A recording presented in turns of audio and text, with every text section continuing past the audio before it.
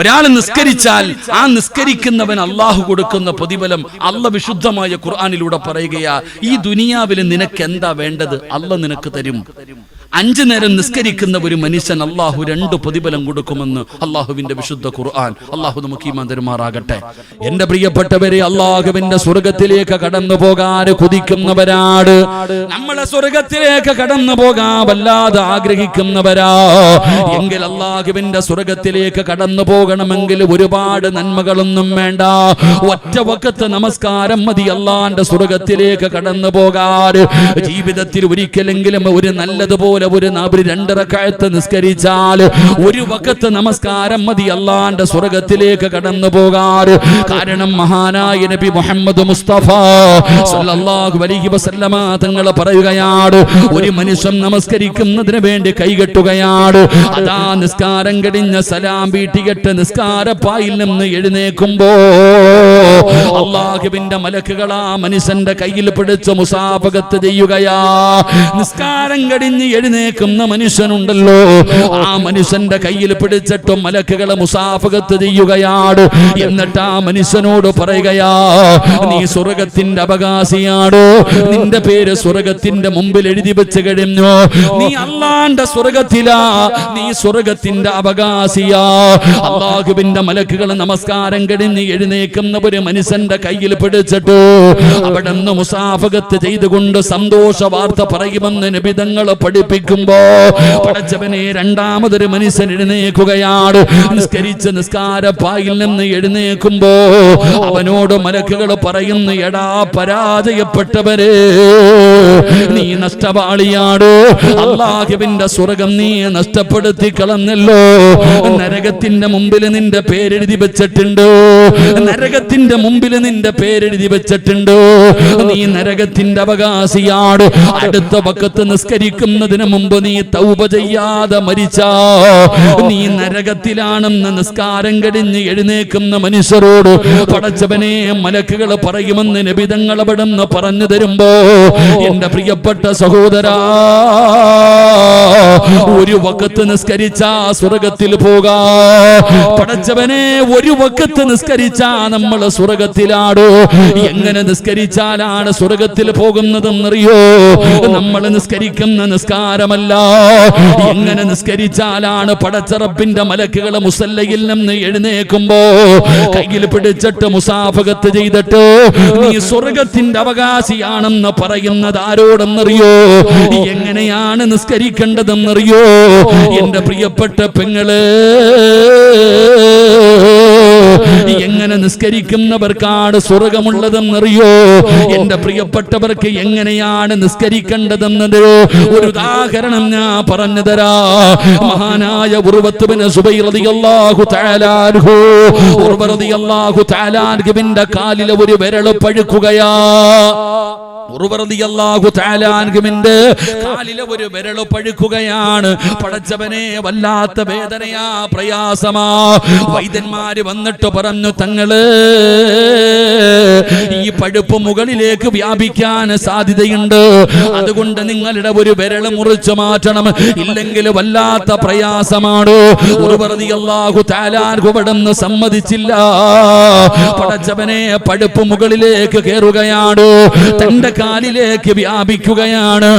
ആ സമയത്ത് അവസാനം തന്റെ കാല് മുഴുവനും അവിടുന്ന് പഴുപ്പ് വ്യാപിച്ചപ്പോ വൈദ്യന്മാര് പറഞ്ഞു, അങ്ങയുടെ കാൽപ്പത്തി അവിടുന്ന് മുറിച്ചു മാറ്റണം, ഇല്ലെങ്കിൽ പഴുപ്പ് മുകളിലേക്ക് കയറാൻ സാധ്യതയുണ്ട്.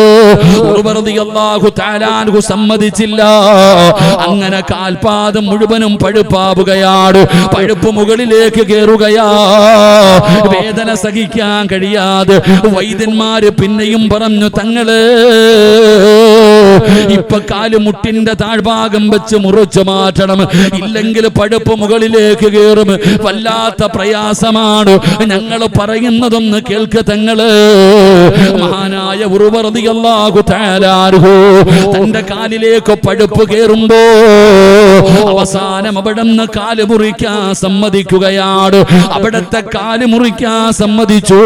അങ്ങനെ വൈദ്യന്മാര് ഉർവ റളിയല്ലാഹു തആല അൻഹുവിന്റെ കാല് മുറിക്കാൻ കടന്നു വരികയാ. അവിടുന്ന് കാല് മുറിക്കുന്നതിന് വേണ്ടി കടന്നു വന്നു. പടച്ചവനെ വൈദ്യന്മാര് കള്ള് കൊണ്ടുവന്ന് കൊടുത്തിട്ട് പറഞ്ഞു കുടിക്കാറ്. ഉർവ റളിയല്ലാഹു തആല അൻഹു ചോദിച്ചു, എന്തിനാ കള്ള് കുടിക്കുന്നത്? തങ്ങളെ കാല് മുറിക്കുന്നതിന്റെ വേദന അറിയാതിരിക്കാനാണ്, ഒരൽപ്പം ശമനം കിട്ടുമല്ലോ, അതുകൊണ്ട് കള്ള് കുടിക്കാൻ നിർബന്ധിക്കുമ്പോ ഉർവ റളിയല്ലാഹു തആല അൻഹു പറഞ്ഞു, ഒരിക്കലും ഞാൻ കള്ള് കുടിക്കില്ല. പടച്ചവനെ നിങ്ങൾക്ക് എന്റെ കാല് മുറിച്ചാ മതിയല്ലോ, അതിന് ഞാനൊരു വഴി പറഞ്ഞു തരാം. ഉർവ റളിയല്ലാഹു തആല അൻഹു വൈദ്യന്മാരോട് പറഞ്ഞു, ഞാൻ 2 റക്അത്ത് നിസ്കരിക്കാം. ഞാൻ 2 റക്അത്ത് നിസ്കരിക്കാം. നിസ്കാരത്തിലേക്ക് പ്രവേശിച്ചു കഴിഞ്ഞാ പറ്റുമെങ്കിൽ നിങ്ങൾ എന്റെ കാല് മുറിച്ചു മാറ്റിക്കോ. സുബ്ഹാനല്ലാഹ്. ഉർവ റളിയല്ലാഹു തആല അൻഹു വുളുവെടുത്തിട്ട് കടന്നു വരികയാ. പടച്ചവനെ വുളുവെടുത്തിട്ട് മുസല്ലിയിലേക്ക് കടന്നു വന്നു. അല്ലാഹുവേ, നിസ്കാരത്തിലേക്ക് കിടക്കുകയാണ്, നിസ്കാരത്തിലേക്ക് പ്രവേശിക്കുകയാണ്. ഉർവ റളിയല്ലാഹു തആല അൻഹു നമസ്കാരം തുടങ്ങി. അവിടുന്ന് ഫാത്തിഹ ഓതി. പടച്ചവനെ സൂറത്തുൽ മുസമ്മിലാണ് പാരായണം ചെയ്യുന്നത്. യാ അയ്യുഹൽ മുസമ്മിൽ ഖുമിൽ ലൈല ഇല്ലാ ഖലീലാ നിസ്ഫഹു അബിൻ ഖുസ്മിനുഹു ഖലീലാ. സൂറത്തുൽ മുസമ്മിൽ ഇങ്ങനെ പാരായണം ചെയ്യുകയാണ്. അല്ലാഹുവേ, അവിടുന്ന് നിസ്കാരത്തിലേക്ക് പ്രവേശിച്ചു എന്ന് മനസ്സിലാകുമ്പോ നിസ്കരിച്ചു കൊണ്ടിരുന്ന ഉർവ റളിയല്ലാഹു തആല അൻഹുവിന്റെ കാലുണ്ടല്ലോ, ആ പച്ചയായ മനുഷ്യന്റെ കാലങ്ങ് മുറിച്ചു മാറ്റുകയാ. നിസ്കരിച്ചു കൊണ്ടിരുന്ന ഉർവ റളിയല്ലാഹു തആല അൻഹുവിന്റെ കാലുണ്ടല്ലോ, വൈദ്യന്മാര് മുറിച്ചു മാറ്റി. പെങ്ങള് നിസ്കരിച്ചു കൊണ്ടിരുന്ന ഉർവ റളിയല്ലാഹു തആല അൻഹു അറിഞ്ഞില്ല. പടച്ചവനെ അവിടത്തെ കാല് വെട്ട് മാറ്റിയിട്ടവിടുന്ന മഹാനവറുകൾ അറിഞ്ഞില്ല. നിസ്കരിച്ചു കൊണ്ടിരിക്കുകയാണ്. പൈപ്പ് പൊട്ടിയിട്ട് വെള്ളമൊഴുകുന്നത് പോലെ അതാ മുറിച്ച കാലിൽ നിന്ന് ഉർവ റളിയല്ലാഹു തആല അൻഹുവിന്റെ രക്തം ഇങ്ങനെ ഒഴുകുകയാണ്. എന്തു ചെയ്തിട്ടും രക്തം നിൽക്കുന്നില്ല. പടച്ചവനെ വൈദ്യന്മാര് എന്ത് ചെയ്തെന്നറിയുമോ? സൈത്തണ്ണ തിളപ്പിക്കുകയാ, സൈത്തണ്ണ തിളപ്പിക്കുകയാ.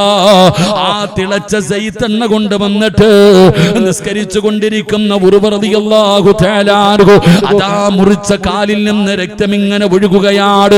ആ രക്തം നിൽക്കുന്നതിന് വേണ്ടി നിസ്കരിച്ചു കൊണ്ടിരുന്ന ഉർവ റളിയല്ലാഹു തആല അൻഹുവിന്റെ കാലിലേക്ക് ആ തിളച്ച എണ്ണയങ്ങ് മുക്കുകയാ. സുബ്ഹാനല്ലാഹ്. ഉർവതങ്ങൾ അറിഞ്ഞില്ല. കാരണം ഓതുന്ന ആയത്തേതെന്നറിയുമോ? ഇന്നലദൈനാ അനുകാലം വജഹീമാ. ഈ ആയത്തിങ്ങനെ ആവർത്തിച്ച് ഓതുകയാണ്. ആ നരകത്തെ കുറിച്ച് പറയുന്ന ആയത്തുണ്ടല്ലോ, ആ ആയത്തി ഇങ്ങനെ ഓതിക്കൊണ്ട് നിൽക്കുകയാണ്. തിളച്ച എണ്ണ മുക്കിയിട്ട് ഉർവതങ്ങൾ അറിയുന്നില്ല. അവസാനം തന്റെ കാലിൽ നിന്ന് രക്തം ഇങ്ങനെ ഒഴുകുകയാണ്. അവിടുന്ന് ബോധം കെട്ട് വീഴുകയാ. പടച്ചവനെ ഉർവ റളിയല്ലാഹു തആല അൻഹു അവിടുന്ന് ബോധം കെട്ട് കിടക്കുകയാണ്. പടച്ചവനെ വൈദ്യന്മാർക്ക് വല്ലാത്ത സങ്കടമായി. ബോധം വരുമ്പോ ആരാ പറയുന്നത് കാല് മുറിച്ചു മാറ്റിയെന്ന്? എങ്ങനെയാണ് പറയുന്നത്? പടച്ചവനെ വൈദ്യന്മാര് സങ്കടത്തോടെ നിൽക്കുമ്പോ ഉർവ റളിയല്ലാഹു തആല അൻഹുവിന്റെ കുടുംബക്കാർ ഓടി വരികയാണ്. അതാ കുടുംബക്കാര് കടന്നു വരികയാ. വൈദ്യന്മാര് ചോദിച്ചു എന്തേ എന്ന് ചോദിക്കുമ്പോ അവര് പറഞ്ഞ മറുപടി എന്തെന്നറിയോ? ഉർവ റളിയല്ലാഹു തആല അൻഹുവിന്റെ ഏറ്റവും ചെറിയ മകനുണ്ടല്ലോ, ഒട്ടകത്തിന്റെ ചവിട്ട് കൊണ്ട് മരണപ്പെട്ടു പോയി. ഈ വാർത്ത പറയുന്നതിന് വേണ്ടി കടന്നു വന്നതാണ്. പടച്ചവനെ എല്ലാവർക്കും വല്ലാത്ത സങ്കടമായി. അങ്ങനെ ഉർവ റളിയല്ലാഹു തആല അൻഹുവിന് ബോധം വന്നു. വൈദ്യന്മാര് പറഞ്ഞു, തങ്ങളെ നിങ്ങളുടെ കാല് മുറിച്ചു മാറ്റി. അങ്ങനെ നിസ്കരിച്ചു കൊണ്ടിരുന്ന സമയത്ത് അവിടത്തെ കാല് മുറിച്ചു മാറ്റി എന്ന് പറയുമ്പോ ഇന്നാ ലില്ലാഹി അൽഹംദുലില്ലാഹ്, അവിടത്തെ കാല് മുറിച്ചു മാറ്റി എന്ന് പറയുമ്പോ ഉർവ റളിയല്ലാഹു തആല അൻഹു പറഞ്ഞത് അൽഹംദുലില്ലാഹ്. വൈദ്യന്മാര് കരഞ്ഞുകൊണ്ട് പറഞ്ഞു, തങ്ങളെ നിങ്ങളുടെ ഇളയ മകനവിടെന്ന് മരണപ്പെട്ടു പോയി തങ്ങള്. അപ്പോഴും പറഞ്ഞു ഇന്നാ ലില്ലാഹി അൽഹംദുലില്ലാഹ്. കേട്ടവർക്ക് വല്ലാത്ത അത്ഭുതമായി. അവര് ചോദിക്കുന്നു, എന്തിനാണ് അൽഹംദുലില്ലാഹ് പറഞ്ഞത്? കാല് മുറിച്ചു മാറ്റി എന്ന് പറഞ്ഞപ്പോ, പൊന്നാര മകൻ മരണപ്പെട്ടു എന്ന് പറഞ്ഞപ്പോ അവിടെ അൽഹംദുലില്ലാഹ് പറഞ്ഞല്ലോ.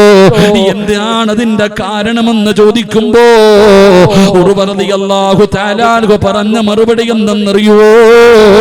അല്ലാഹു എനിക്ക് 2 കാല് തന്നിട്ട് ഒരെണ്ണമല്ലേ തിരിച്ചെടുത്തുള്ളൂ, ഒരെണ്ണം ബാക്കി വെച്ചല്ലോ. അൽഹംദുലില്ലാഹ്. ഉർവതങ്ങള് പറയുകയാ, മകൻ മരിച്ചെന്ന് പറഞ്ഞപ്പോ അൽഹംദുലില്ലാഹ് പറയാനുള്ള കാരണം എന്തെന്നറിയോ? എന്റെ മക്കളിൽ ഒരാളെയല്ലേ അല്ലാഹ് തിരിച്ചെടുത്തുള്ളൂ, ബാക്കി മക്കളെ അല്ലാഹു ജീവനോടെ തന്നല്ലോ. അതുകൊണ്ട് അൽഹംദുലില്ലാഹ് എന്ന് പറഞ്ഞിട്ട് ഉർവതങ്ങളിരുന്ന് കരയുകയാ. വല്ലാതെ സങ്കടപ്പെട്ട് കരയുമ്പോ വൈദ്യന്മാര് ചോദിച്ചു, എന്തിനാ തങ്ങളെ കരയുന്നത്? പറഞ്ഞ മറുപടി എന്തെന്നറിയുമോ? സുബ്ഹാനല്ലാഹ്, ഇനി പഴയതുപോലെ എനിക്ക് നിസ്കരിക്കാൻ കഴിയില്ലല്ലോ, ഒരുപാട് നേരം നിന്ന് നിസ്കരിക്കാൻ കഴിയില്ലല്ലോ, ഒരു കാലല്ലേ ഉള്ളൂ. ആ സങ്കടത്തിലാണ് കരയുന്നതെന്ന് ഉർവതങ്ങൾ പറയുമ്പോ, പെങ്ങളെ സീരിയലിന്റെ കഥയല്ല, ഏതെങ്കിലും ഒരു സിനിമാ കഥയല്ല, മഹാനായ ഉർവ റളിയല്ലാഹു തആല അൻഹുവിന്റെ ചരിത്രമാ. പടച്ചവനെ നിസ്കരിച്ചു കൊണ്ടിരുന്ന സമയത്ത് അവിടത്തെ കാല് വെട്ടി മുറിച്ചിട്ട് അറിഞ്ഞില്ലെങ്കിലോ, സൈത്തെണ്ണ തിളപ്പിച്ചിട്ട് ആ മുറിച്ച കാലിലേക്ക് മുക്കിയിട്ട് അറിഞ്ഞിട്ടില്ലെങ്കിലോ അതെന്ത് നിസ്കാരമാ ഉമ്മാ? വാപ്പാ, അതിനാണ് നിസ്കാരമെന്ന് പറയുന്നത്, അതിനാണ് നിസ്കാരമെന്ന് പറയുന്നത്. അങ്ങനെ നിസ്കരിച്ചിട്ട് സലാം വീട്ടിയിട്ട് എഴുന്നേക്കുമ്പോഴാണ് അള്ളാന്റെ മലക്കുകൾ നമ്മുടെ കൈ പിടിച്ചിട്ട് പറയുകയാ, നീ സ്വർഗത്തിലാ, നീ സ്വർഗത്തിന്റെ അവകാശിയാ, സ്വർഗത്തിന്റെ ലിസ്റ്റിൽ നിന്റെ പേരെഴുതി വെച്ചിട്ടുണ്ട്. അള്ളാഹുവിന്റെ മലക്കുകൾ അവിടുന്ന് സന്തോഷ വാർത്ത പറയുമെന്ന് നബിതങ്ങൾ പറയുമ്പോ, പടച്ചവനെ നമ്മൾ ഇന്ന് നിസ്കരിക്കുന്ന നിസ്കാരമുണ്ടല്ലോ, നിസ്കാരപ്പായിൽ നിന്ന് എഴുന്നേക്കുമ്പോ അള്ളാന്റെ മലക്കുകൾ പറയും, എടാ പരാജയപ്പെട്ടവന്, എടാ നഷ്ടവാളി, നീ നരകത്തിന്റെ അവകാശിയാണ്, നിന്റെ പേരെവിടെ എഴുതി വെച്ച് കഴിഞ്ഞു, നീ നഷ്ടപ്പെടുത്തി കളഞ്ഞല്ലോ. അള്ളാഹുവിന്റെ മലക്കുകൾ അവിടെന്ന് പറയുമെന്ന് നബിതങ്ങൾ പഠിപ്പിക്കുമ്പോ, എന്റെ പ്രിയപ്പെട്ട സഹോദരങ്ങളെ, ഇങ്ങനെയാണ് നിസ്കരിക്കേണ്ടത്. അങ്ങനെ നിസ്കരിക്കുമ്പോഴാണ് ആ മനുഷ്യനോട് സ്വർഗമുണ്ടെന്ന് മലക്കുകൾ അവിടെന്ന് പറഞ്ഞു കൊടുക്കുന്നത്. അതുകൊണ്ട് എന്റെ പ്രിയപ്പെട്ടവരോട് പറയുകയാ, നന്മകൾ ചെയ്യാൻ കഴിയണോ, നന്മകൾ ചെയ്യാൻ കഴിയണോ. പടച്ചവനെ, നമ്മളിൽ പലർക്കും സമാധാനമില്ല, വല്ലാത്ത പ്രയാസമാ. എന്റെ പ്രിയപ്പെട്ടവരെ, ഒരു നല്ല ജീവിതം നമുക്ക് വേണോ? അല്ലാഹുവിന്റെ വിശുദ്ധമായ ഖുർആൻ പറയുകയാ, സമാധാനമുള്ള സന്തോഷമുള്ള ഒരു ജീവിതം നിനക്ക് വേണോ?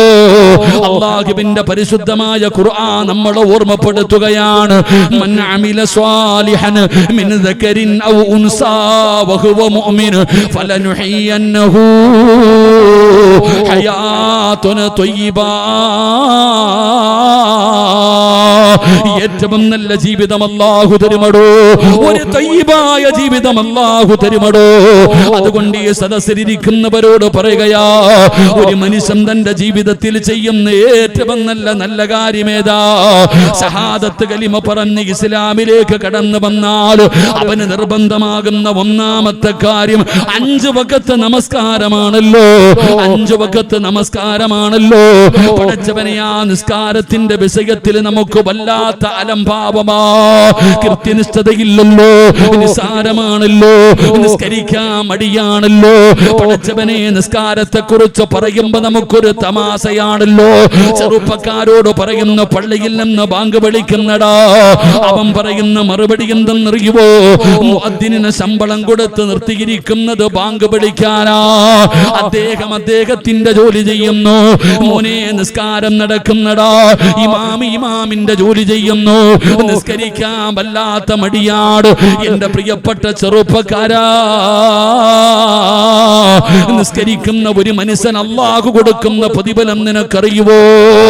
5 നേരം നിസ്കരിക്കുന്ന ഒരു മനുഷ്യന് അല്ലാഹു കൊടുക്കുന്ന പ്രതിഫലം എന്താണെന്ന് നീയൊക്കെ അറിഞ്ഞിരുന്നെങ്കിൽ അല്ലാഹുടെ പള്ളിക്കകത്ത് കിടക്കുമായിരുന്നു. ചെറുപ്പക്കാരാ, നിസ്കരിക്കാൻ മടിയുള്ള പെങ്ങള്, കൃത്യനിഷ്ഠതയില്ലാത്ത ബാപ്പാ,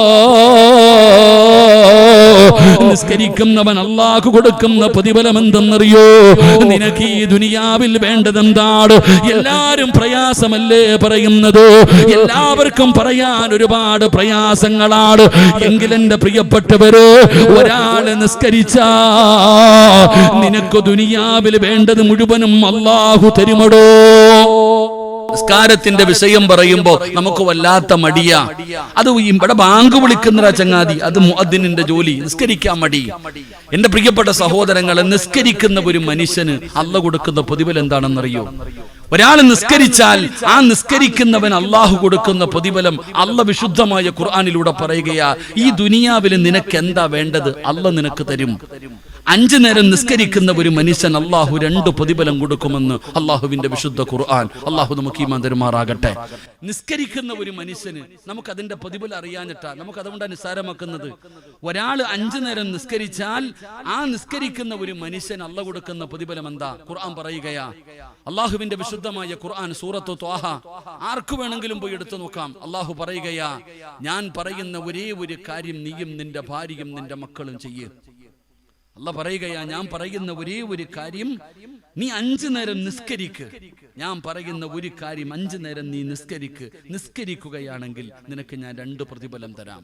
അല്ലാഹുവിന്റെ വിശുദ്ധമായ ഖുർആൻ പറയുന്നു, വഅ്മുറു അഹ്ലക ബിസ്സലാത്തി വസ്തബിർ അലൈഹാ ലാ നസ്അലുക റിസ്ഖ.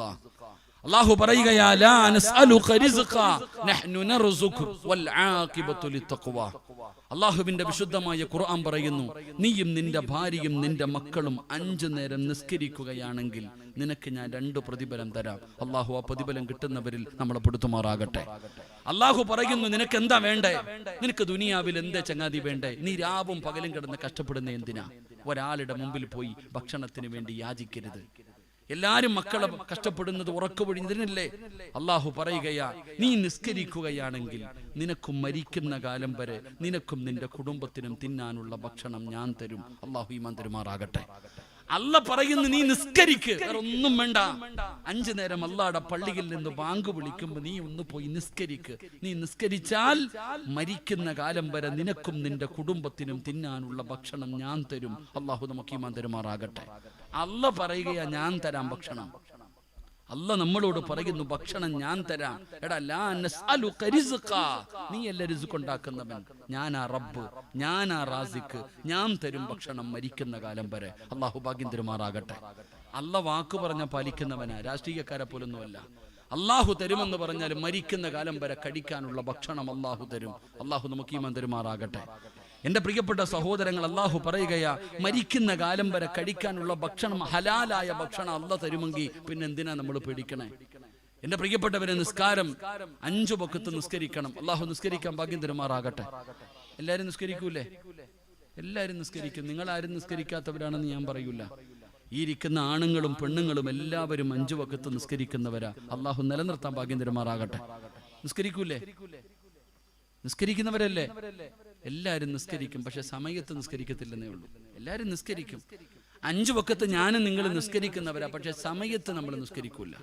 നമ്മുടെ തിരക്കുകളും ജോലിയെല്ലാം കഴിഞ്ഞിട്ട് നമ്മൾ പോയി നിസ്കരിക്കും. അങ്ങനെയല്ല നിസ്കരിക്കേണ്ടത്. എന്റെ പ്രിയപ്പെട്ട സഹോദരിമാരെ, നിങ്ങൾ ളുഹർ നിസ്കരിക്കുന്നത് എപ്പോഴാന്ന് ചിന്തിച്ചു നോക്കിയേ. 12:15 പള്ളിയിൽ നിന്ന് ബാങ്ക് വിളിക്കും, അല്ലെങ്കിൽ 12:30 ബാങ്ക് വിളിക്കും. നീ മീൻ വെട്ടിക്കൊണ്ട് നിൽക്കും, നീ ചോറ് വെക്കണം, നീ സാമ്പാർ വെക്കണം, കറി വെക്കണം, തോരൻ വെക്കണം, വീട് തൂക്കണം, കുളിക്കണം. എല്ലാം കഴിഞ്ഞിട്ട് നിന്റെ എല്ലാ തിരക്കുകളും കഴിഞ്ഞ് കഴിയുമ്പോൾ 2:45 3 മണിയാകുമ്പോൾ ഒരു പോക്കുണ്ട് ളുഹർ നിസ്കരിക്കാൻ. എന്റെ പൊന്നാര സഹോദരി, പിന്നെന്തിനാ ബാങ്ക് വിളിക്കുന്നത് 5 വക്കത്ത്? ഇന്ന സലാത്ത കാനത്ത് അലൽ മുഅ്മിനീന കിതാബൻ മൗഖൂത. നീ നിശ്ചയിക്കുന്ന സമയത്തല്ല, അല്ലാഹ് നിശ്ചയിച്ചിട്ടുണ്ട് സമയം. അല്ലാഹു നിശ്ചയിച്ച സമയത്ത് വേണം നീ നിസ്കരിക്കാൻ. എന്റെ പ്രിയപ്പെട്ട സഹോദരങ്ങൾ, അലംഭാവം ഫവൈലുൽ ലിൽ മുസല്ലീൻ അല്ലദീന ഹും അൻ സ്വലാത്തിഹിം സാഹൂൻ അല്ലദീന ഹും യുറാഊന വയംനഊനൽ മഊൻ. ഖുർആൻ. നിസ്കരിക്കുന്നവർക്കാണ് വൈലെന്ന് പറയുന്ന നരകം. എങ്ങനെ നിസ്കരിക്കുന്നവർ? കൃത്യനിഷ്ഠത ഇല്ലാത്തവർ, അലംഭാവം കാണിക്കുന്നവർ, അതിന് പരിഗണന നൽകാത്തവർ, അവർക്കാണ് വൈലെന്ന് പറയുന്ന നരകമെന്ന് അള്ളാഹുവിന്റെ വിശുദ്ധമായ ഖുർആൻ. എന്റെ പ്രിയപ്പെട്ട സഹോദരങ്ങൾ, അതുകൊണ്ട് നിസ്കാരത്തിന്റെ വിഷയത്തിൽ കൃത്യനിഷ്ഠത കാണിക്ക്, നിസ്കരിക്ക്. നിങ്ങളൊക്കെ നിസ്കരിക്കും, നിങ്ങളുടെ ഭാര്യമാര് നിസ്കരിക്കോ? നിങ്ങളുടെ മക്കൾ നിസ്കരിക്കോ? 7 വയസ്സുള്ളവനോട് നിസ്കരിക്കാൻ കൽപ്പിക്കണം. 10 വയസ്സായിട്ട് നിസ്കരിക്കാത്തവനെ അടിക്കണമെന്ന് അള്ളാഹു നമുക്ക് ഈ മന്ദിരമാറാകട്ടെ. 10 വയസ്സായിട്ട് നിസ്കരിക്കാത്തവർ എന്ത് ചെയ്യണമെന്ന്? എന്ത് ചെയ്യണം? നിസ്കരിക്കാത്തതിന്റെ പേര് മക്കളെ തല്ലിയ ഏതെങ്കിലും ഒരു വാപ്പ ഉണ്ടെങ്കിൽ ഒന്ന് കൈവക്കിക്കേ. നിസ്കരിക്കാത്തതിന്റെ പേര് മക്കളെ നിങ്ങൾ എന്തിനാ തിരിഞ്ഞു നോക്കണേ? ആരും ഉണ്ടാവത്തില്ല, വെറുതെ നോക്കണ്ട. നിസ്കരിക്കാത്തതിന്റെ പേര് മക്കളെ തെല്ലിയ ഏതെങ്കിലും ഒരു വാപ്പായും ഉമ്മയുണ്ടോ? ഇല്ല. എന്റെ പ്രിയപ്പെട്ട സഹോദരങ്ങളെ, തല്ലാൻ പോയി നോക്ക്. വാപ്പയെങ്ങാണം മക്കളെ തല്ലാൻ പോയാ മക്കള് വാപ്പാനെ നോക്കിയിട്ട് ചിരിക്കും. പണ്ടൊരുത്ത ഹജ്ജിന് പോയിട്ട് ജംറയിൽ ചെന്ന് കല്ലെറിയുമ്പോ ശൈത്താനെയാണ് കല്ലെറിയുന്നത്. അപ്പൊ ശൈത്താൻ ചോദിക്കുന്നുണ്ട്, അളിയാ നമ്മൾ തമ്മിൽ ഇത് വേണോന്ന്. ഇതുപോലെ വാപ്പ നിസ്കരിക്കാത്ത മക്കളെ തല്ലാൻ വേണ്ടി വടിയെടുത്തോണ്ട് പോയാ മക്കള് വാപ്പാനെ നോക്കിയിട്ട് ചിരിക്കും, ഉമ്മാനെ നോക്കിയിട്ട് ചിരിക്കും. മക്കൾ എന്താ പറയണെന്നറിയോ? ആദ്യം നിങ്ങളൊന്ന് പോയി നിസ്കരിക്കുക വാപ്പ, ആദ്യം നിങ്ങളൊന്ന് നിസ്കരിക്ക്. എന്റെ പ്രിയപ്പെട്ടവരെ, അപ്പൊ 7 വയസ്സുള്ളവരോട് നിസ്കരിക്കാൻ കൽപ്പിക്കണം. 10 വയസ്സായിട്ട് നിസ്കരിക്കാത്തവനെ തല്ലണമെന്നൊക്കെ പറയുന്നില്ല. ഇപ്പൊ തല്ലലൊന്നും പറ്റൂല, തല്ലി അകത്ത് പോയി കിടക്കും. അള്ളാഹു കാത്തിരക്ഷിക്കുമാറാകട്ടെ. പ്രത്യേകിച്ച് ഞാന് 8 കൊല്ലം മുമ്പ് ആദിക്കാട്ടുകുളങ്ങരയിൽ വയലു പറയുമ്പോ ഞാൻ പറഞ്ഞു, പെണ്ണുങ്ങളെ തല്ലാൻ പറ്റുന്ന 5 സമയമുണ്ടെന്ന്. പെണ്ണുങ്ങളെ തല്ലാൻ പറ്റുന്ന 5 സമയമുണ്ടെന്ന് ഞാൻ പ്രസംഗിച്ചു. 8 കൊല്ലം മുമ്പ് പ്രസംഗിച്ചതാ. ബാക്കി ഉസ്താദൊക്കെ അറിയേണ്ടതാ. ഇന്ന് എനിക്ക് 29 കേസുണ്ട്. പീഡന കേസോ അല്ലെങ്കിൽ കൊലപാതക കേറ്റോ അല്ല. പെണ്ണുങ്ങളെ തല്ലാൻ പറ്റുന്ന 5 സമയമുണ്ടെന്ന് വയലു പറഞ്ഞതിന് ഇന്നെനിക്ക് വനിതാ കമ്മീഷനിൽ 29 കേസുണ്ട്. അള്ളാഹു കാത്തിരക്ഷിക്കുമാറാകട്ടെ. എന്തെങ്കിലൊക്കെ പറഞ്ഞു പോയ കൊല്ലങ്ങൾക്ക് മുമ്പ് പറഞ്ഞതാ. ഇപ്പൊ ഞാൻ ഇങ്ങനെ കയറി കാസർഗോഡ് മുതൽ തിരുവനന്തപുരം വരെ എനിക്ക് കേസുണ്ട്. അള്ളാഹു കാത്തിരക്ഷിക്കുമാറാകട്ടെ. നമ്മെ പറയടോ, ഇങ്ങനെ കയറിയിറങ്ങി നടക്കുക. ഇതാണ് അവസ്ഥ. അടിയൊക്കെ ചുമ്മാ. ഞാൻ പറഞ്ഞു വന്നത്, എന്റെ പ്രിയപ്പെട്ട സഹോദരങ്ങൾ, 5 വക്കത്ത് നിസ്കരിക്കുകയാണെങ്കിൽ മരിക്കുന്ന കാലം വരെ തിന്നാനുള്ള ഭക്ഷണം അള്ളാഹു തരും. അള്ളാഹു ബർക്കത്ത് ചെയ്യുമാറാകട്ടെ. എന്റെ പ്രിയപ്പെട്ടവരെ, ഭൂമിയിൽ ഇന്ന് നിങ്ങളുടെ നാട്ടിൽ ഏറ്റവും നല്ല ഭക്ഷണം കഴിക്കുന്നതാരാ? നിങ്ങൾ ഇന്ന് നോക്കിക്കോ, നമ്മുടെ നാടുകളിൽ ഏറ്റവും നല്ല ഭക്ഷണം കഴിക്കുന്നതാരാ? കാശുകാരന്മാരാണോ? കോടീശ്വരന്മാരാണോ? അല്ലടോ. ഏറ്റവും നല്ല ഭക്ഷണം കഴിക്കുന്നത് പള്ളിയിലെ ഇമാമ. അള്ളാഹു ബർക്കത്ത് ചെയ്യുമാറാകട്ടെ. ആരാ നല്ല ഭക്ഷണം കഴിക്കുന്നത്? ആരാടാ നല്ല ഭക്ഷണം കഴിക്കുന്നത്? പള്ളിയിലെ ഉസ്താദ്. അല്ലാതെ പ്രസിഡന്റ് ആണോ, സെക്രട്ടറി ആണോ, പണക്കാരനാണോ? നിങ്ങൾ ചിരിക്കുന്നല്ലോ പെണ്ണുങ്ങൾ. നിങ്ങളുടെ ഏത് മച്ചാന എല്ലാ ദിവസവും ഇറച്ചി വാങ്ങുന്ന ഏത് ഭർത്താവുള്ള? നല്ല മീൻ പേടിക്കുന്ന ഏത് ഭർത്താവുള്ള? പടച്ചറപ്പ, അത് പറയാതിരിക്കല നല്ലത്. മക്കള് തന്നെ പറയും, വാപ്പ ഉമ്മ ഒന്ന് പറ വാപ്പാനോട് ഒന്ന് മന്തി മേടിക്കാൻ. വല്ലപ്പോഴെങ്കിലും. വലിയ കാശുകാരനാ, മേടിക്കത്തൊന്നുമില്ല. പെണ്ണുമ്പിള്ളയ്ക്കും മക്കൾക്കും കൊടുക്കത്തില്ല, നാട്ടുകാർക്ക് കൊടുക്കും. അങ്ങനെ ചില ഭർത്താക്കന്മാരുണ്ട്. അള്ളാഹു കാത്തിരക്ഷിക്കുമാറാകട്ടെ. ഏറ്റവും നല്ല ഭക്ഷണം കഴിക്കുന്നത് പള്ളിയിലെ ഉസ്താദാ. ഉസ്താദിന് ഇറച്ചിയില്ലാത്ത ദിവസമുണ്ടോ? ഉസ്താദ് എന്താ പറയണത്? ഒന്ന് മാറ്റിപ്പിടിക്കാനാ, എനിക്ക് കൊളസ്ട്രോളാ, വേണ്ടെന്നാ പറയണേ. ഉസ്താദന്മാര്, ഇവിടുത്തെ ഉസ്താദന്മാരല്ലോ നല്ല ഉസ്താദ്, നല്ല ഭക്ഷണമല്ല അൽഹംദുലില്ലാ. അള്ളാഹു. എന്നാൽ ചില ഉസ്താദന്മാര് പാവങ്ങളും ഉണ്ട് കേട്ടാ. അള്ളാഹു ബർക്കത്ത് ചെയ്യുമാറാകട്ടെ. ഏറ്റവും നല്ല ഭക്ഷണം കഴിക്കുന്നത് ഉസ്താദന്മാരെ. എന്തുകൊണ്ട്? അവരാണ് പള്ളിയിലെ 1-ാമത്തെ സഫിൽ നിൽക്കുന്നത്. എടോ, അല്ല പറയുകയാ, നിസ്കരിക്ക്, മരിക്കുന്ന കാലം വരെ കഴിക്കാനുള്ള ഭക്ഷണം ഞാൻ തരും, ഒരു ടെൻഷനും വേണ്ട. അള്ളാഹു മന്ദിരമാറാകട്ടെ. നമ്മുടെ ഉസ്താദിക്ക് ഇപ്പൊ ഉഷാബാക്കി ഉസ്താദ് ഇവിടെ ഇരിക്കുന്നു. എൻ്റെ പ്രിയപ്പെട്ടവരെ, നാളെ ഇവിടെ കാണും. മറ്റേനാൾ രാവിലെ എവിടാ നാസ്തയെന്ന് വെച്ചാൽ മലപ്പുറം ജില്ലയിൽ എവിടെയാണ് നാളത്തെ നാസ്ത. ഉച്ചയ്ക്ക് എവിടാന്ന് വെച്ചാൽ ആ പാപത്തിന് അറിയില്ലടോ. രാത്രി എവിടെ അറിയില്ല. 3 നേരം ആഹാരം എവിടാന്ന് വെച്ചാൽ അള്ളാഹ്ക്ക് അറിയത്തുള്ളൂ. അതിങ്ങനെ നടക്കാ. പടച്ചോനെങ്ങനെ സത്യം പറഞ്ഞ വീട്ടിലെ ഫുഡിന്റെ ടേസ്റ്റ് പോലും അറിയത്തില്ല. കാരണം മംഗലാപുരം, കർണാടക മൊത്തം ഇങ്ങനെ. അതാ ഒരു ടെൻഷൻ. ഇപ്പൊ ഇന്നലെ എനിക്ക് രാത്രി ആലപ്പുഴയിൽ, ഇപ്പൊ ഇവിടെ, നാളെ രാവിലെ എവിടാന്ന് വെച്ചാൽ എനിക്കറിയില്ല. ഇവിടെ അള്ളാഹു നമുക്ക് റിസ്ക് ഇങ്ങനെ തരും. എന്ത് ചെയ്താൽ മതി? നിസ്കരിച്ചു കഴിഞ്ഞാൽ ഒരു ബേജാറും വേണ്ട. ഇവിടെ പള്ളിയുടെ മുമ്പിൽ വീടുണ്ട്, പള്ളിയുടെ മുമ്പിൽ കടയുണ്ട്, പള്ളിക്കകത്ത് ബാങ്ക് വിളിച്ചു, നിസ്കരിക്കാൻ പോകുന്നില്ലേ? നമ്മൾ കസ്റ്റമറിനെ നോക്കിയിരിക്കുക. നമ്മൾ അപ്പോഴും ഒരാളെ നോക്കിയിരിക്കുക. ആരെങ്കിലും വരും, കച്ചവടം, എന്റെ പൊന്നാര ചങ്ങാതി, നിനക്ക് പണം തന്നതാരാ, കട തന്നതാരാ, വീട് തന്നതാരാ, ആരോഗ്യം തന്നതാരാ? അല്ല വിളിച്ചിട്ടാ നീ പോകാതിരിക്കണേ. നിനക്കെല്ലാം തന്ന പടച്ച റബ്ബ് വിളിച്ചിട്ട് നീ പോകണില്ല. അപ്പൊ നീ ചിന്തിക്കേണ്ടത് എന്താ? അള്ളാഹ്ക്ക് തരാൻ മാത്രമല്ല അറിയുന്നത്, അള്ളാഹുവിന് വേറെ ഒന്നുകൂടെ അറിയാം. ലൈൻ ശകർതും ലഅസീദന്നകും വലൈൻ കഫർതും മിൻ അദാബി ലശദീദ്. തന്നത് തിരിച്ചെടുക്കാനും അള്ളാഹ്ക്ക് അറിയാം. നിന്നെ യതീംഖാനയിലാക്കാനും പടച്ചവൻ അറിയാം. വെള്ളിയാഴ്ച പള്ളിയിൽ ഉസ്താദ് 2ാമത്തെ ഖുതുബ ഓതുമ്പോ കുളിച്ചോടാ നിക്കണ കാക്കാ, നിന്നെ വെള്ളിയാഴ്ച പള്ളിയുടെ മുമ്പിൽ കൊണ്ടിരുത്തിയിട്ട് തോർത്ത് വിരിപ്പിച്ചിട്ട് യാചിപ്പിക്കാനും പടച്ചവൻ അറിയാം. അള്ളാഹു നമ്മളെ കാത്തിരക്ഷിക്കുമാറാകട്ടെ. അതുകൊണ്ട് പടച്ച റബ്ബ് പറയുകയാ, നീ നിസ്കരിക്ക്, ഞാൻ തരാം ഭക്ഷണം. 2, എന്റെയും നിങ്ങളുടെയും ജീവിതത്തിലെ ഏറ്റവും വലിയ മോഹം എന്താ? ഈ ലോകത്ത് യാത്ര പറയുമ്പോ ഈമാനോടുകൂടി മരിക്കണം. അള്ളാഹു ഭാഗ്യം തരുമാറാകട്ടെ. അള്ളാഹു ഭാഗ്യം തരുമാറാകട്ടെ. എന്റെ പ്രിയപ്പെട്ട സഹോദരങ്ങളെ, ഒരാൾക്ക് ഈ ലോകത്ത് നിന്ന് യാത്ര പറയുമ്പോൾ ഈമാനോടുകൂടി മരിക്കണം. ഇതാ ഞാനും നിങ്ങളും ദുആ ചെയ്യുന്നേ. എന്റെ പ്രിയപ്പെട്ടവരെ, നമ്മൾ ചിന്തിക്കുന്നത് വളരെ എളുപ്പമാണ് കരുതാ. ഒരാൾ ഈ ലോകത്ത് നിന്ന് യാത്ര പറയുന്ന സമയം ഈമാനുള്ള മരണം കിട്ടുന്നത് സിമ്പിളാണെന്ന കരുതാ. ഉസ്താദ് ലാ ഇലാഹ ഇല്ലല്ലാഹ് എന്ന് പറഞ്ഞാൽ പോരെ? ഏത് ഉറക്കത്തിൽ ചോദിച്ചാലും ഞാൻ പറയും. കള്ളു കുടിക്കുന്നവനും പറയും ലാ ഇലാഹ ഇല്ലല്ലാഹ്, കള്ളു കുടിക്കുന്നവനും പറയൂടോ. ഇന്ന് മനുഷ്യന്റെ അവസ്ഥ ഏതാ? ഒരു ഭയമില്ലാത്ത കാലം. ഇന്ന് ജനങ്ങൾക്ക് പേടിയില്ലടോ. പണ്ട് തെറ്റ് ചെയ്യാനൊരു പേടി, ഇന്ന് തെറ്റ് ചെയ്യാനൊരു പേടിയില്ല. നന്മയും ചെയ്യും, തിന്മയും ചെയ്യും. ഒരു ഭയമില്ലാത്ത മനുഷ്യന്മാര്. ഉമ്മത്തെന്താ ഇങ്ങനായി പോയത്? എന്റെ പ്രിയപ്പെട്ട സഹോദരൻ, നിങ്ങളൊന്ന് ചിന്തിക്ക്. ഒരു 15 വർഷം മുമ്പ്, ഇപ്പത്തെ കാലമൊക്കെ പോകട്ടെ, ഒരു 15 വർഷം മുമ്പ് പള്ളിയിൽ നിസ്കരിക്കാൻ വരുന്ന ഏതെങ്കിലും ഒരു മനുഷ്യൻ കള്ളു കുടിക്കുവോ? പറകാക്കന്മാരെ കുടിക്കുവോ? നിങ്ങൾ എന്തെങ്കിലും ഇരിക്കുന്ന കുടിക്കുവോ? പണ്ട് പള്ളിയിൽ നിസ്കരിക്കാൻ വരുന്ന ഒരാൾ കള്ളു കുടിക്കില്ല. കള്ളു കുടിക്കുന്ന ഒരുത്തരും നിസ്കരിക്കാൻ പള്ളി വരില്ല. വ്യഭിചരിച്ച് നടക്കുന്ന ഒരാളും പള്ളിയിൽ നിസ്കരിക്കാൻ വരാറില്ല. നിസ്കരിക്കാൻ വരുന്ന ഒരുത്തനും വ്യഭിചരിക്കത്തുമില്ല. പലിശ കച്ചവടക്കാരൻ നിസ്കരിക്കാൻ പള്ളിയിൽ വരില്ല. പള്ളിയിൽ നിസ്കരിക്കാൻ വരുന്നവൻ പലിശ കച്ചവടത്തിന് പോകത്തില്ല. ഇത് പണ്ടത്തെ കഥ. എന്നാ ഇന്നത്തെ അവസ്ഥ എന്താ? കള്ളും കുടിക്കും, കഞ്ചാവും അടിക്കും, നിസ്കരിക്കാൻ പള്ളിയിലും വരും. അള്ളാഹു കാത്തിരക്ഷിക്കുമാറാകട്ടെ. ഇവിടെ ഇന്ന് വെള്ളിയാഴ്ച പള്ളിയിൽ പോകുമ്പോ കള്ളു കുടിക്കുന്നവന് നിസ്കരിക്കാൻ പള്ളി വരും. അവൻ നിസ്കരിക്കുകയും ചെയ്യും, കള്ളു കുടിക്കുകയും ചെയ്യും. ഇതാ ഇന്നത്തെ മനുഷ്യന്റെ അവസ്ഥ. എടോ, നാട്ടിലെ ഏറ്റവും വലിയ പെണ്ണുപിടിയൻ പണ്ട് പള്ളിക്കകത്ത് പോലും കയറത്തില്ല. ഇന്ന് പള്ളി കമ്മിറ്റിക്കകത്ത് കയറിയിരിക്കും പള്ളി പരിപാലിക്കാൻ. അള്ളാഹു കാത്തിരക്ഷിക്കുമാറാകട്ടെ. എടാ, ഏറ്റവും ഒരു യോഗ്യതയില്ലാത്തവനാ കമ്മിറ്റിയിൽ അള്ളാഹുവിന്റെ പള്ളി പരിപാലിക്കാൻ കയറിയിരിക്കുന്നത്.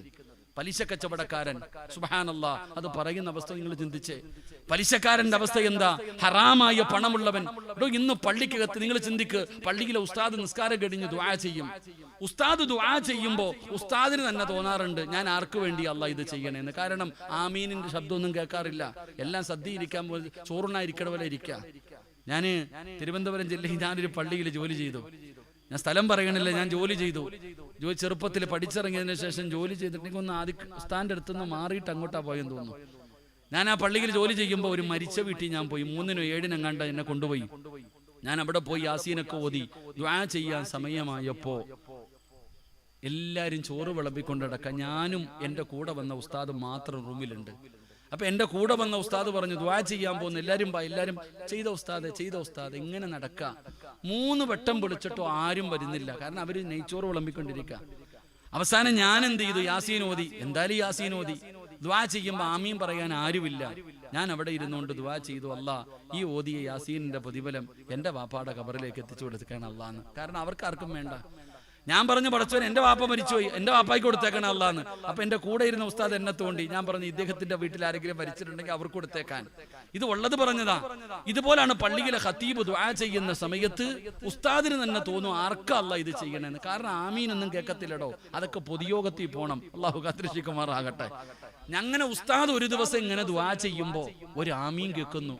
ചൂടുള്ള കാലത്ത് മഴ പെയ്തതുപോലെ ഉസ്താദ് ഇങ്ങനെ നോക്കുമ്പോൾ ഒരു സഹോദരൻ 2 കൈയും ഉയർത്തിപ്പിടിച്ചിട്ട് ആമീൻ പറയുക.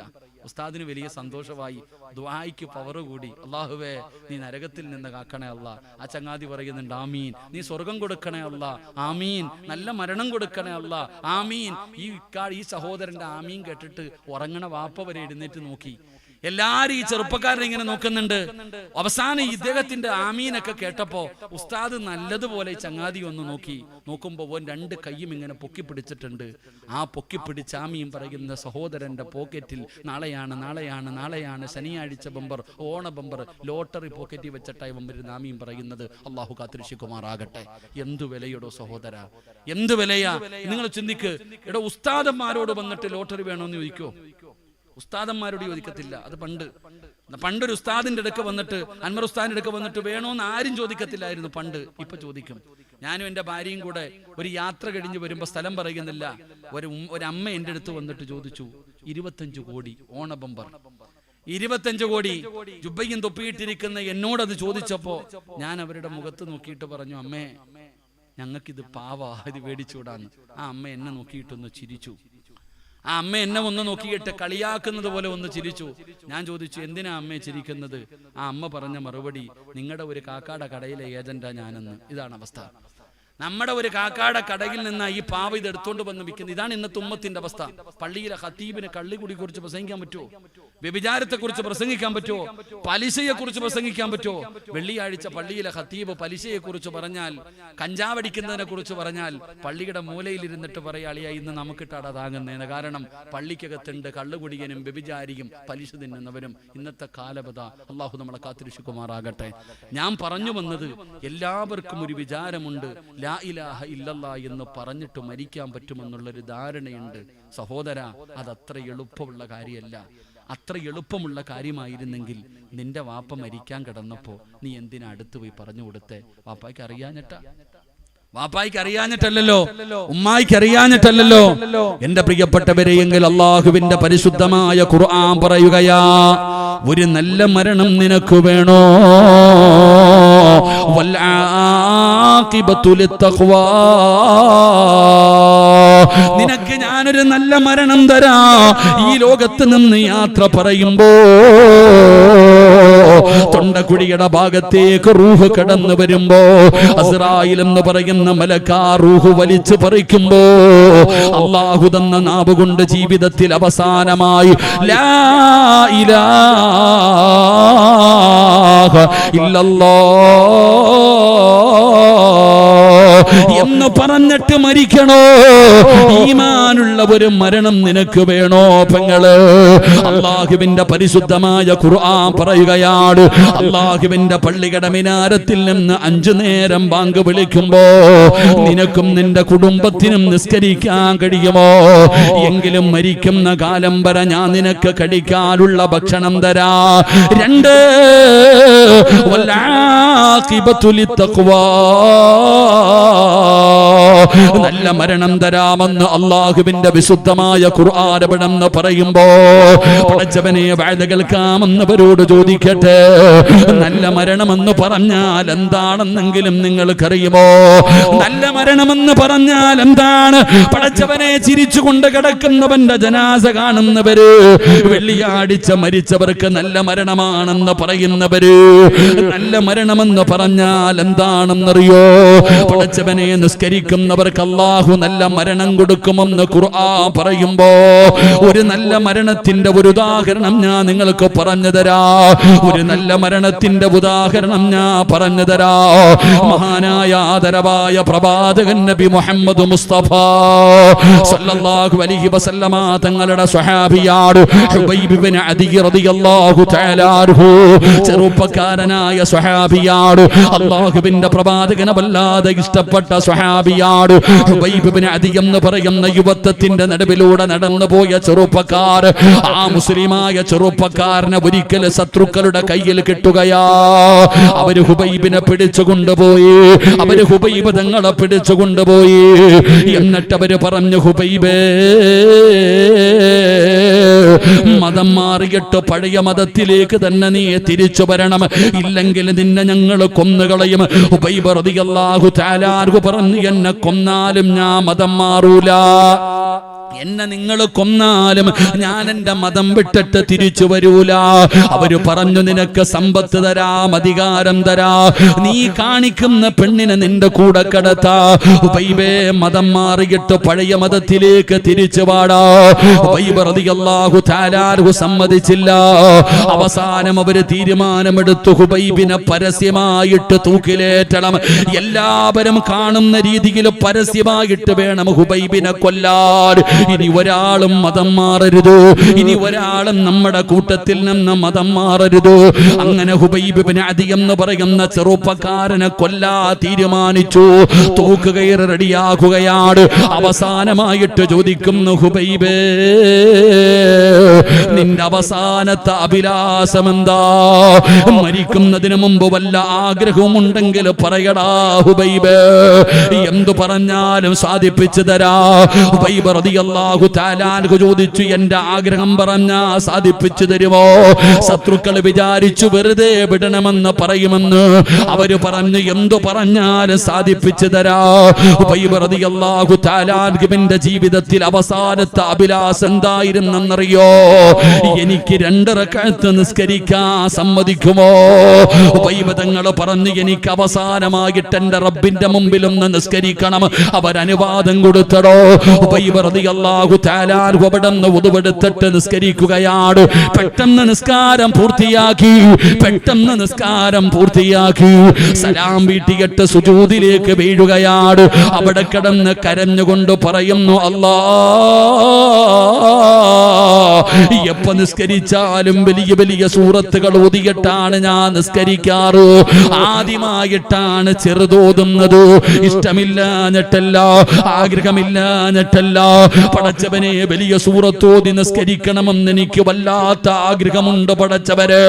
പക്ഷേ എന്റെ നിസ്കാരം നീണ്ടുപോയാ ഇവന്മാര് വിചാരിക്കും എനിക്ക് മരിക്കാൻ പേടിയാണെന്ന്. എനിക്ക് പേടിയില്ല പടച്ചവര്.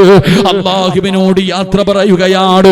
എന്നിട്ട് കഴുകുമരത്തിന്റെ മുമ്പിലേക്ക് കടന്നു ചെല്ലുമ്പോ അതാ കൈകാലുകൾ കെട്ടുകയാണ്. കഴുകുമരത്തിന്റെ മുകളിലേക്ക് കയറ്റി നിർത്തി. ശത്രുക്കൾ പറഞ്ഞു, ഹുബൈബിന്റെ മുഖം മറയ്ക്കരുത്, അവൻ കടന്ന് പിടയുന്നത് ഞങ്ങൾക്ക് കാണണം, എല്ലാവരും കാണട്ടെ. ഹുബൈബ് റളിയല്ലാഹു തആല അൻഹുവിന്റെ തല മറച്ചില്ല.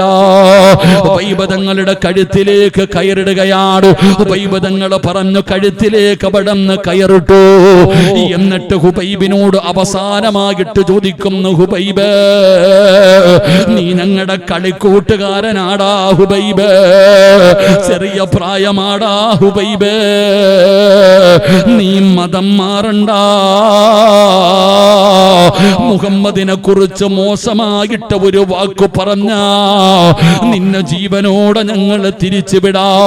ഹുബൈബ് റളിയല്ലാഹു തആല അൻഹു പറഞ്ഞു, എന്നെ കൊന്നാലും ഞാൻ പറയൂല, എന്റെ നബി തങ്ങളുടെ കാലിൽ ഒരു മുള്ളു കൊള്ളുന്നത് പോലും എനിക്കിഷ്ടമല്ല. ഹുബൈബ് തങ്ങൾ പറയുകയാണ്, അല്ലാഹുവിന്റെ റസൂലിനെ കുറിച്ച് ഞാനൊന്നും പറയില്ല. ആ കടുകുമരത്തിൽ കടന്ന് ഹുബൈബ് തങ്ങൾ പാടുകയാണ്,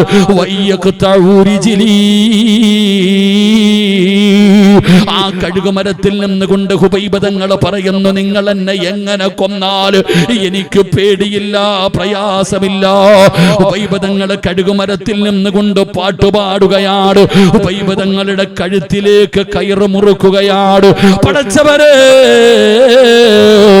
ഹുബൈബ് തങ്ങൾ പാട്ട് പാടുന്നത് കേട്ടപ്പോ ശത്രുക്കൾക്ക് സഹിക്കാൻ കഴിഞ്ഞില്ലടോ. കുന്തമെടുത്തുകൊണ്ട് വന്ന ഹുബൈബ് തങ്ങളുടെ വയറ്റിലും നെഞ്ചിലും കുത്തിയിറക്കുകയാണ്. എന്നിട്ട് അവിടത്തെ പച്ചയിറച്ചി വലിച്ചു പറിക്കുമ്പോ വേദന സഹിക്കാൻ കഴിയാതെ ഹുബൈബ് തങ്ങളുടെ കണ്ണ് നിറയുകയാ. ഹുബൈബ് തങ്ങൾ കിടന്ന് കരയുകയാണ്. ആ പച്ചയിറച്ചി വലിച്ചു പറിക്കുമ്പോ ഹുബൈബ് തങ്ങൾ നിന്ന് കരയുകയാ. താഴെ നിന്നവർ മുഴുവനും രസിക്കുകയാണ്. അതാ കഴുകുമരത്തിൽ കിടന്ന് പിടയുന്ന ഹുബൈബിനെ കണ്ടിട്ട് എല്ലാവരും കളിയാക്കുകയാണ്, എല്ലാവരും ചിരിക്കുകയാണ്. ഹുബൈബ് തങ്ങൾ കരയുകയാണ്. അവസാനം തന്റെ കഴുത്തിലേക്ക് കയറ് മുറുക്കുമ്പോ അതാ വരികയാ. ഇന്നല്ലദീന ഖാലൂ റബ്ബുനല്ലാഹ് സുമ്മ ഇസ്തഖാമൂ തതനസ്സലു അലൈഹിമുൽ മലായിക അല്ലാ തഖാഫൂ വലാ തഹ്സനൂ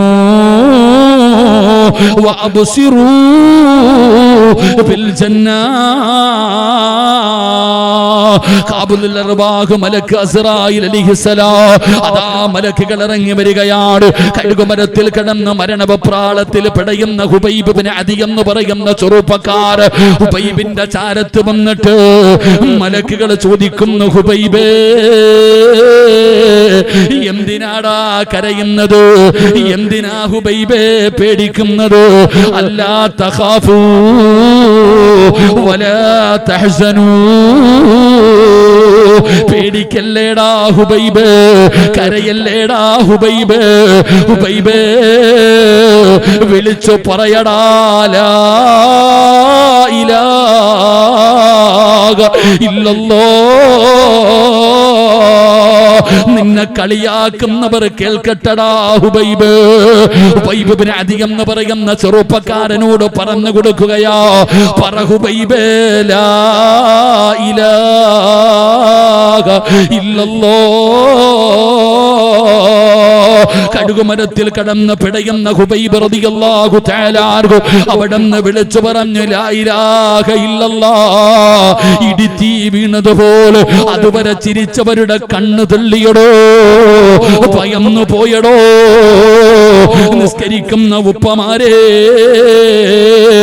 പ്രഷറിന്റെയും സുഗറിന്റെയും ഗുളിക കടിച്ചിട്ട് കിടന്നുറങ്ങിയിട്ട് വെളുപ്പാങ്കാലത്ത് അല്ലാഹുവിന്റെ പള്ളിയിൽ നിന്ന് അസ്സലാത്തു ഖൈറും മിനൻ അള്ളാന്റെ പള്ളിയുടെ മിനാരത്തിൽ നിന്ന് ബാങ്ക് വിളിക്കുമ്പോ വേച്ച് വേച്ച് പള്ളിയിൽ പോയി നിസ്കരിച്ചത് വെറുതെയാണെന്ന് നിനക്ക് തോന്നുന്നോ വാപ്പാ?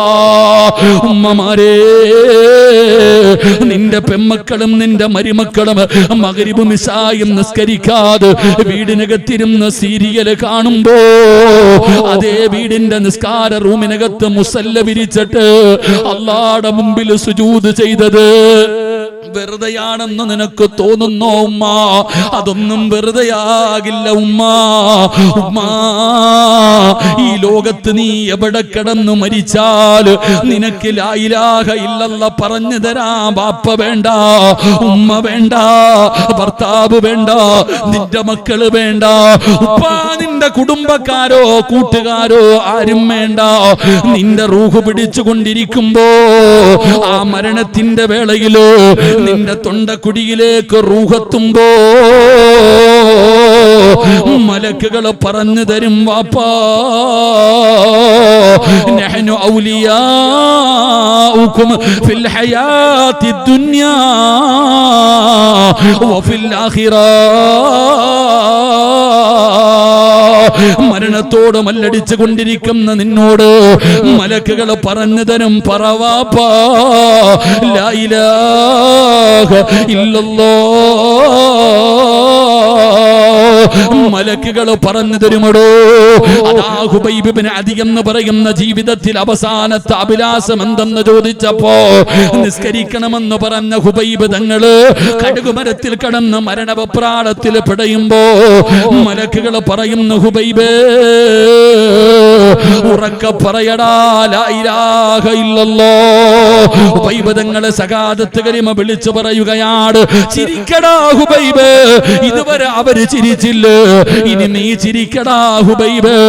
തൂങ്ങി മരിച്ചവന്റെ കണ്ണ് തള്ളുമല്ലോ, അതാ മുഖം കറുക്കുമല്ലോ, നാവ് കടിച്ചു മുറിക്കുമല്ലോ, വായിലൂടെ പതയും നൊരയും ഒഴുകുമല്ലോ, മലമൂത്ര വിസർജനം നടത്തുമല്ലോ, ശരീരം കീറി മുറിക്കുമല്ലോ. പേടിയല്ലേ? തൂങ്ങിച്ചത്തവനെ കാണാ ഭയമല്ലേ?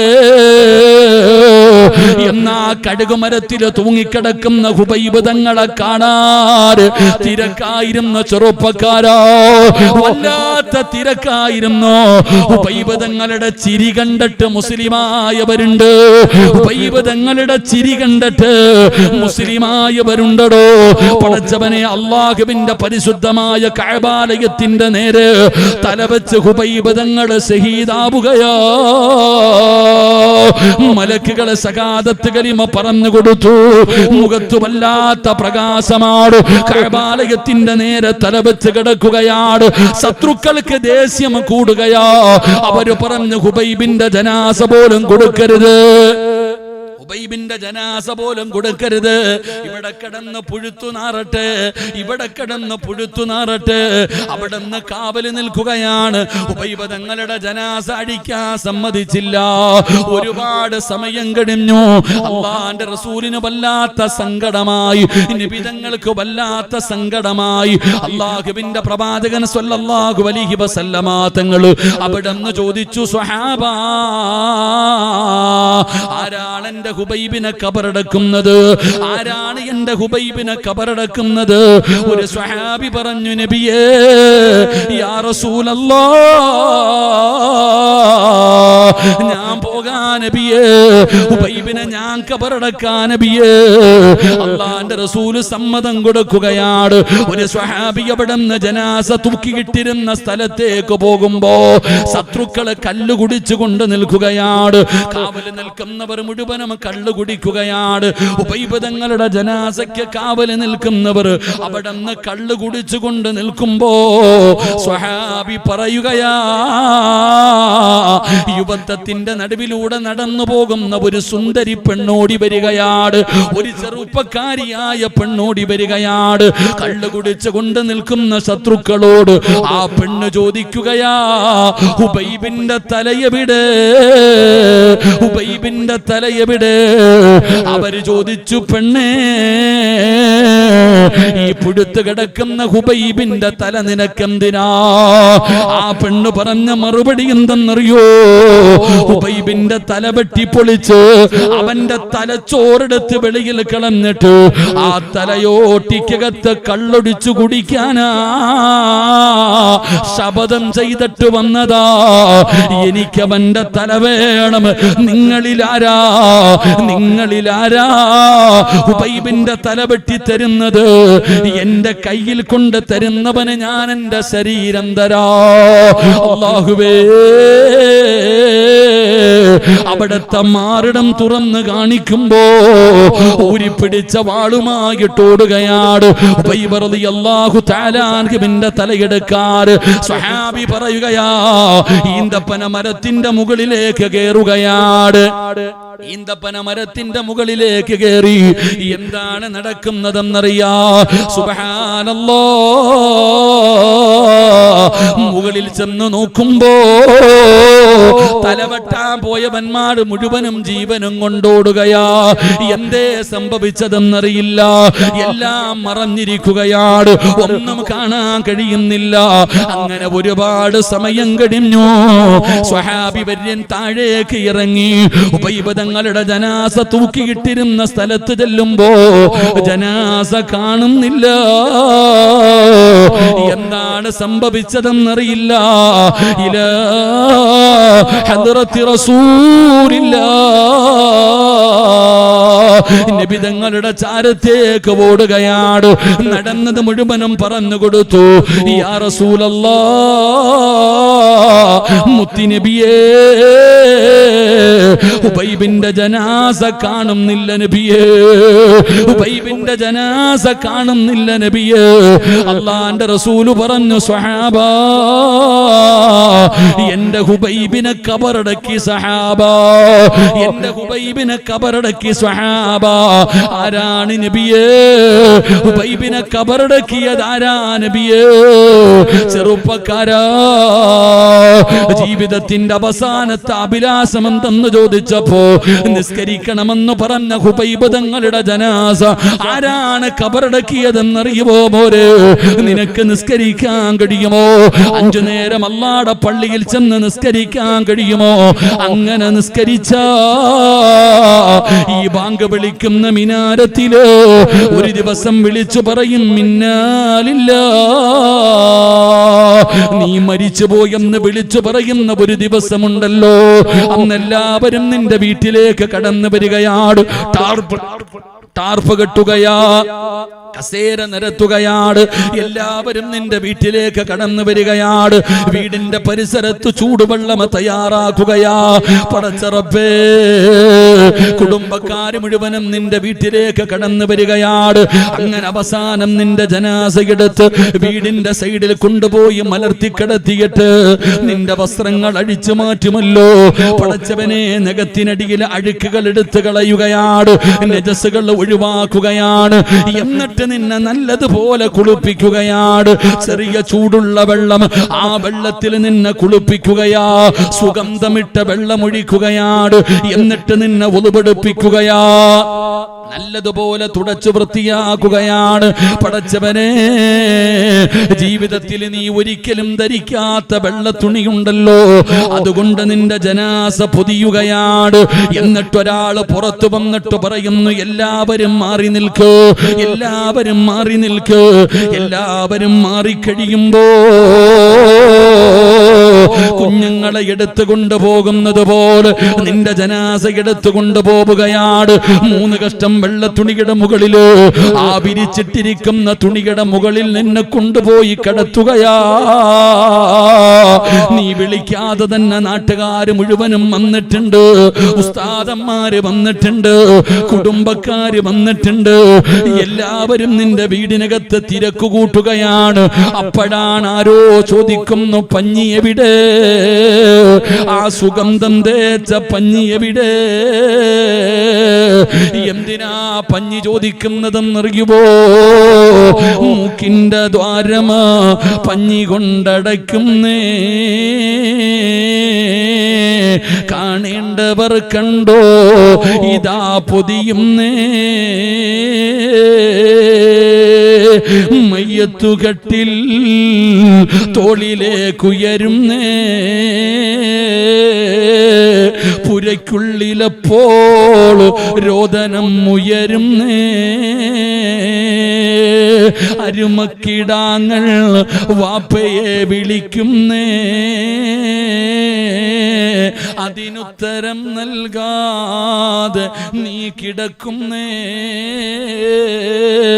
മൂക്കിന്റെ ദ്വാരത്ത് പഞ്ഞി വെക്കുകയാ.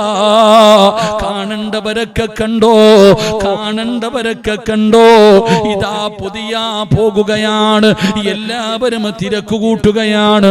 അപ്പൊ ആരോ വിളിച്ചു പറയുന്നു, കണ്ടതൊക്കെ മതി പുതിയ. സുബ്ഹാനല്ലാഹ്, ഒരു മരണ വീട്ടിൽ ഏറ്റവും കൂടുതൽ നിലവിളി കേൾക്കുന്ന സമയം എപ്പോഴാ? റബ്ബേ, അന്നത്തെ കണ്ണുനീരിന് വിലയില്ലടോ, അന്നാര് കരഞ്ഞാലും പരിഗണിക്കില്ലടോ. ആ ജനാസ കിടക്കുകയാണ്, പള്ളിയിലേക്ക് കൊണ്ടുപോകുമല്ലോ. നിസ്കരിക്കുന്ന ഉപ്പമാരെ, നേരത്തെ പള്ളിയിൽ പോയിരിക്കുന്നവരുണ്ടല്ലോ, 5 നേരം നിസ്കരിക്കുന്ന ഉമ്മ, പള്ളി നിറയുകയാ, പള്ളി നിറയുകയാ. നാട് കാണാത്ത ജനം വരികയാണ്. നിങ്ങളുടെ ജനാസ പള്ളിയിലെത്തുന്നതിന് മുമ്പ് പള്ളി നിറയും ബാപ്പാ. ആര് വരുമെന്നറിയുവോ? ആര് വരുമെന്നറിയുവോ? ലാ യഅസൂനല്ലാഹ മാ അമറഹും വയഫഅലൂന മാ